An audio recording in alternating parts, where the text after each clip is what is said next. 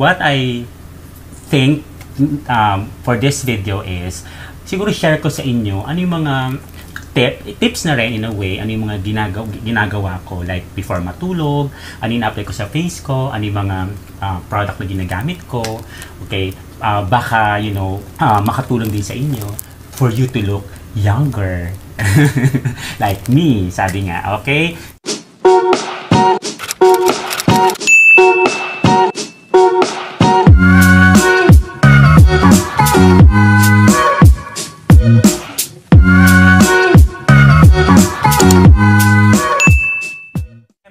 Welcome back to my channel. If you're new here and hindi pa kayo nakapag-subscribe, please click the subscribe button and click the ring or the bell button so that you'll get notified with my future videos. Okay? So, before we get started pala, I would like to make a shout out, sa BFF ko na nasa California for, the early Christmas gift. He sent me this one, a Victoria's Secret bag. Here. So actually, meron pa nga siyang meron pa siyang tag, kaya may price pa. It's like $8. Di ko kung sinadyang wag tanggalin. Pero, thank you to Mark Ivan Cortez D. He is actually my BFF in San Francisco, California. And aside from this, meron naman akong additional collections or new collections ng pabango, ng perfume.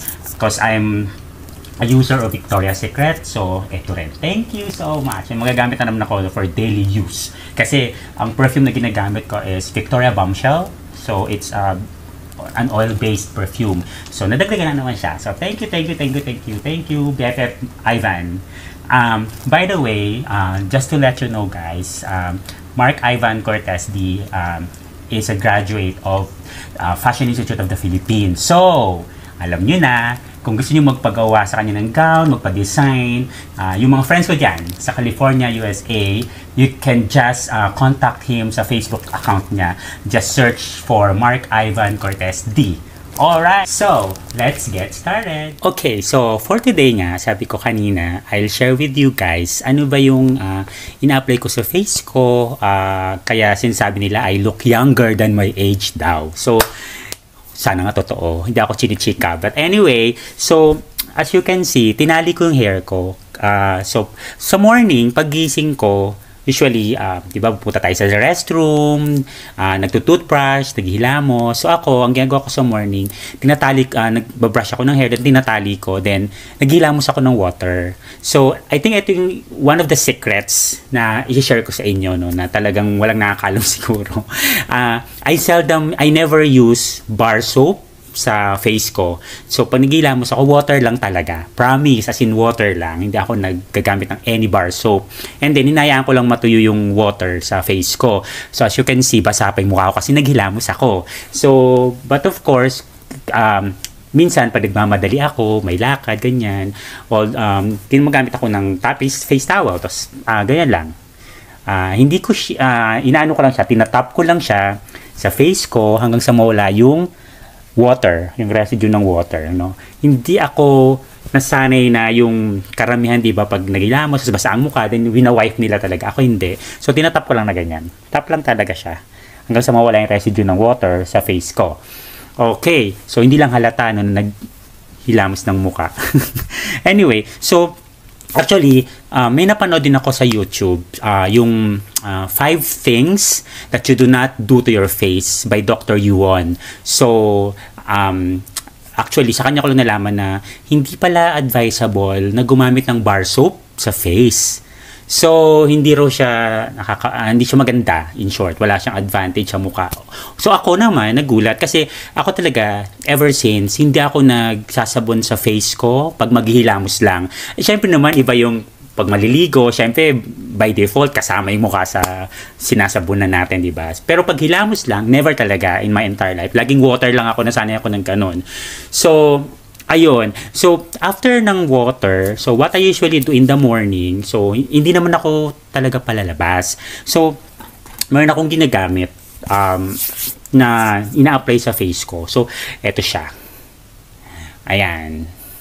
So, it's actually aloe vera from Nature Republic. So, mabibili siya sa Body Shop, sa lahat ng SM malls. So, dun siya, nabili ko lang siya doon, and the price is 150 pesos. O, di ba? Mura lang siya. So, basically, eto, like ngayon, i-apply ko siya sa face ko. Pag morning, eto lang yung ina-apply ko, lang na pag sa bahay, actually, late na ako nagigising. Usually, after 1 p.m., 2 p.m. na ako nagigising kasi nakakatulog ako 6 a.m. na. No? Maraming iniisip or ginagawa minsan sa gabi. Mas active ako sa gabi. So, like eto, kung makikita nyo siya, para siyang gel.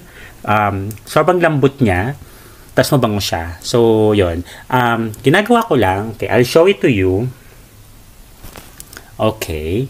So, meron dito So, sayang, gagamitin ko lang siya. So, just by using my hands, so make sure, syempre, yung kamay nyo malinis, no? Sinabunan nyo rin, dahil sinabunan nyo yung kamay nyo. Okay? So, ako gagawa ko lang, ganyan. I just, kumuha lang konti, then na-apply ko lang sa ano ko. Actually guys, hindi ko kayo nakikita. Hindi ko nakikita yung ginagawa ko sa face ko kasi wala akong salamin. Malabo ang aking mata. Pero naaninag ko naman at sanay na kabisado ko yung face ko. So, nakakapa ko siya.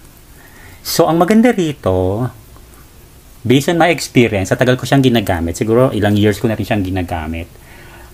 Malamig siya sa face. Okay?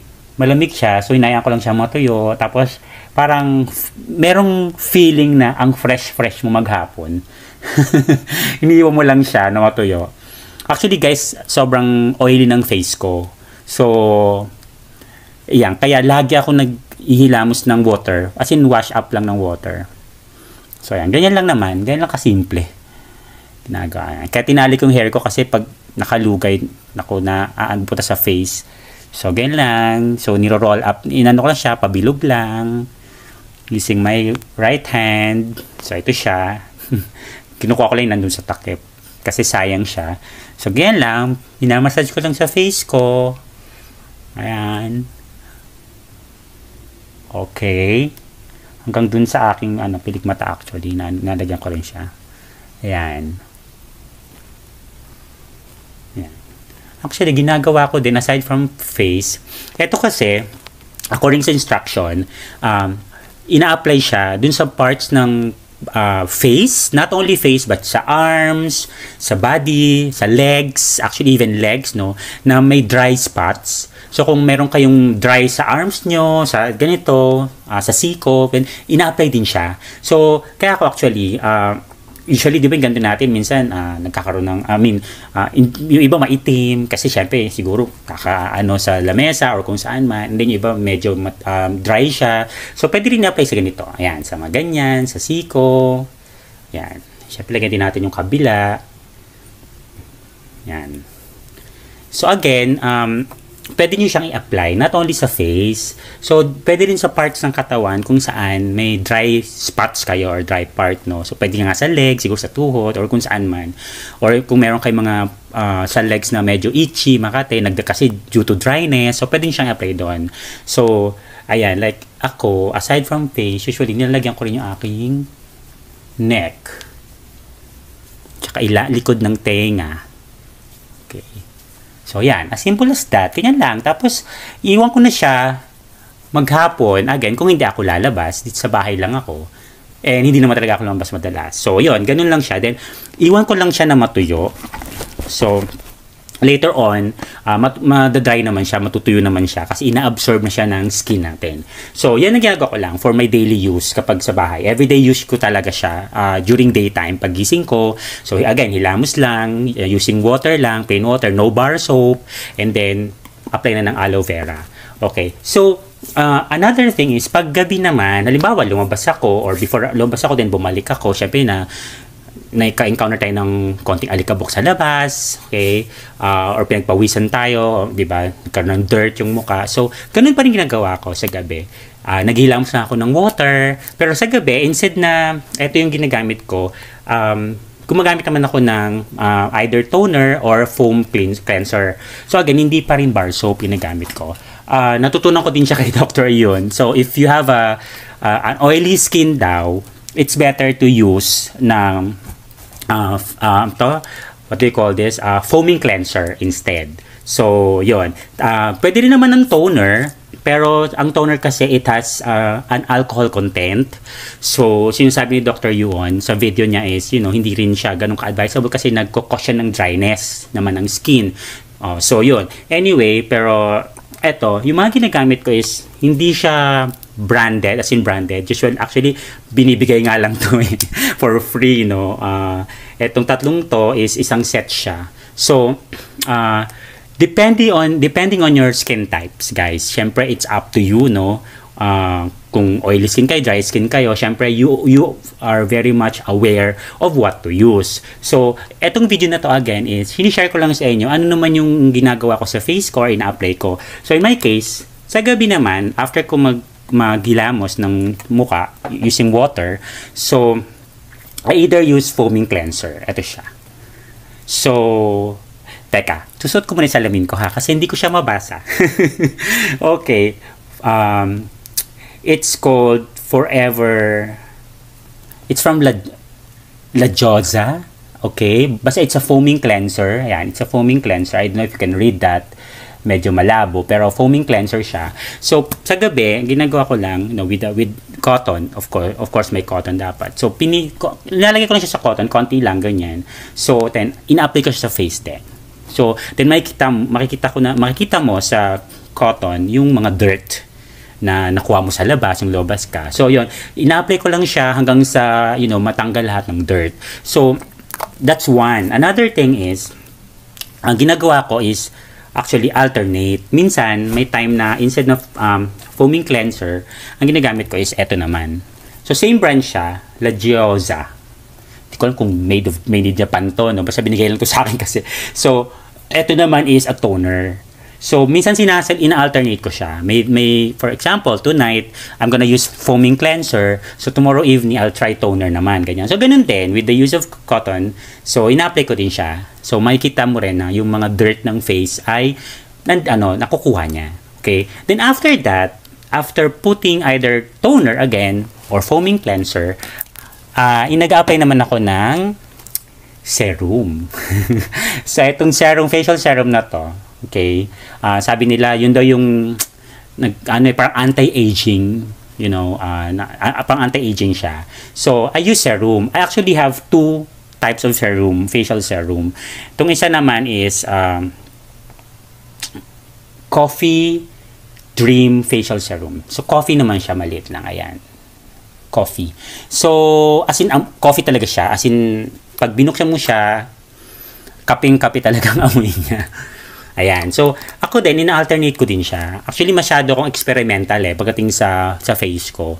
Kung saan yung mas mahihiyang ako. Pero so far, anything na ginagamit ko, basta serum or toner or cleanser, any brand, wala naman siyang nagiging negative effect or side effect sa face ko. So, again, I'm using serum. I'm applying serum after ko either toner or mag-cleanser, serum naman, ayan. So, ganun din. Ito naman, hindi na kailangan ng cotton. Okay, so dito naman, pinilalong ko lang siya, lagay ko lang siya sa finger ko, sa finger, and then i-apply ko din siya sa Todo ang ginawa ko dun sa aloe vera kanina. So, ganun din, hanggang sa ma-cover lahat yung face ko. So, yan. Eto, pero except for this one, ito naman kasi, eto is, hindi kasi siya yung pinupush, yung open bottle siya. So, medyo madaming lalabas or pupunta sa finger mo. So, kino-control ko lang yung kasi malapot siya. So, ganun din. Ito rin ay ina-apply ko din siya sa buong face ko. Okay? So, yun lang. Yun yung masishare ko lang sa inyo na ginagawa ko sa gabi. Again, sa morning, during daytime, maghapon, lalo na pag wala akong gagawin, nasa bahay lang ako. So, eto lang, ina-apply ko. Maghilamos, and then, eto, aloe vera. Yan. You can buy this sa Body Shop na store in all SM outlets. Meron siya. SM malls, meron siya niyan. Okay? So, yan lang, yan. So, try nyo rin. Maganda siya. Actually, ang gusto ko sa kanya is, malamig siya sa mukha, malamig siya, tapos talagang malambot yung texture ng skin mo after. Tapos siya, ina-absorb siya. Ina-absorb siya ng skin, tapos nadadry siya, ganyan. So, pag gising mo sa morning, parang ang fresh-fresh ng pakiramdam. Okay? So, ito during daytime. Pag gabi nga, as I've said, I'm using either toner or foaming cleanser, with the use of, cotton, of course. Then after that, I am applying yung anti-aging, pang anti-aging yung serum, either this one or this one. Any serum. Again, I'm not saying that you use the same brand that I'm using. Whatever brand that suits you or your skin type, well, you're free to use it, of course. So, again, for this video, shinare ko lang sa inyo. Sabi nga kasi nila, I look younger than my age, na 46 years old. So, yun, shinare ko lang sa inyo na yun lang yung routine ko. Ganun lang talaga, wala akong ina-apply sa mukha ko. I don't put makeup. Wow! So, parang nag-makeup talaga everyday, no? Hindi ako nag-makeup. Actually, pag feel ko lang, but most of the time, 99%, pag lumalabas ako, I don't even apply powder, yung baby powder, ganyan. Hindi. Kasi sabi naman nila, no, nung high school ako, pag powder naman daw, parang nakaka-whiteheads or what. I really don't know, no, if that's true. Pero I seldom, siguro 1% lang na madalang akong maglagay ng powder sa mukha pag lalabas. Pag feel ko na ang pangit-pangit ko or ang itim-itim ng mukha ko or masyadong oily mukha ko, so nagbe-baby powder ako, any powder lang. So, ngayon, kapag kailangan kong mag-foundation, ganyan, pag feel ko naman mag-foundation, actually, ang ginagamit ko ay eto. So, this is actually from Mary Kay. Ayan. So, eto naman, ginagamit ko ito kapag yung pangtapal ng eye bags kapag puyat. So, tinatap ko lang na ganyan, konti lang, then kinakalat ko na lang. So, ito lang. Pero very seldom din akong magganito. Talagang, napakasimple ko lang pa rin sa mukha, yung hindi ako Not unless otherwise, there's really an event or an occasion that I have to attend to and I really need to look, stunning, ganon. So, ang gagawa ko, hindi ako marunong mag-makeup ng sarili ko, hindi ako marunong magkilay. So, I usually go to a salon. Tapos, dun ako, nagpapamakeup, ganyan. So, I pay for it. Even nga yung kilay hindi ako marunong. So, talagang nagpupunta akong salon, nagbayad ako 20 pesos. So, para magpakilay at magpa-eyebrow, ganyan. So, sa hair din, ganyan, nagpapapunta ako sa salon, nagpapaplansya. So, actually, planchado yung buko ngayon. Kapag yan na hindi na plancha, since natural yan, para yung mais ng, buhok ng mais, matigas and parang buhagad. So anyway, that's it for today. And I hope in one way or another, I was able to share with you ano ba yung sikreto ko, bakit ganito yung mukha ko, why I look younger than my age. Okay? So, if you like this video, please give me a thumbs up. And comment down below for your feedback. And kung may comment kayo, I am very much willing to accept comments, either constructive or bash ba yan. Okay lang sa'yo magkasabi na I don't look younger really, so okay lang din yun, no worries. So sa totoo lang tayo. So anyway, so yun, feel free to comment down below, and then kung may gusto kayo na i-share ko rin eventually sa vlog na to, then you're very much welcome. Bye for now. Ever since the day